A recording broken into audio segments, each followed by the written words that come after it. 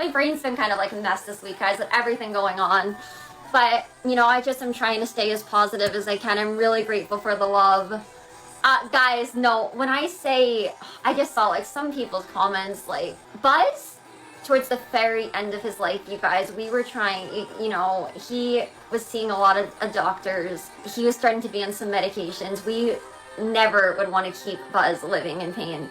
Ever, okay? But we had that dog for 13 years. We loved that dog and we always will. And we were, oh my gosh, Heather, thank you for leveling up. Trust me, we loved that dog so much. And we always will. But I don't want to kind of be on here again today, you guys just crying. And, you know, and I think most of you guys know that. So we're going to try to not pay too much attention to the trolls, but just some of the things that people will say. So I just grabbed a screenshot of it. The comment that had come up was quoting her, not in pain anymore. Why would you keep him living if you knew he was in pain? And again, this is an example of it. This just shouldn't have been acknowledged. This person does not know what is going on. None of us know what is going on. We're not in that house. But I think the problem with Eugenia's situation is that people take into account how Eugenia has been raised and mothered and, you know, the treatment, and see her state of affairs and then assume that Deb is going to be treating the dog in the same kind of way. So Deb's credibility is already under question, which is, I think, a very logical thing to assume, but it doesn't necessarily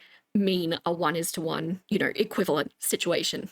And why I say Eugenia shouldn't be addressing this is because why bother? What is the point of her sitting there and going, we took him to the vet, we wouldn't have had him living if we knew he was in pain? And also, more to the point, if you are in a family crisis in that moment and decisions need to be made, unless you are standing there in that room with that bond, with that loved one, you don't know the decisions you're going to make. You don't know how far you're going to take things. You don't know necessarily exactly where the line is that you say, yeah, this is done. My husband and I sat and discussed this about Miss Pink. What it boiled down to is we felt that it seemed that she wasn't in any discomfort. There was no signs of pain that you would normally see in chickens when they experience pain. And Miss Pink was still fighting.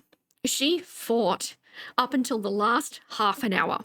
She was just such a trooper. I have seen far less spirit in humans than in this tiny little package of a chicken. And so we made the call that so long as she's fighting, we're going to support her and we're going to fight with her. And that was a decision that we made as a family that we felt was the best decision for our little being. So for Eugenia to sit here and even entertain these kinds of things, it's just no good is going to come of it. They knew as a family what they had decided. They had a health care plan, it sounds like, with the vet, and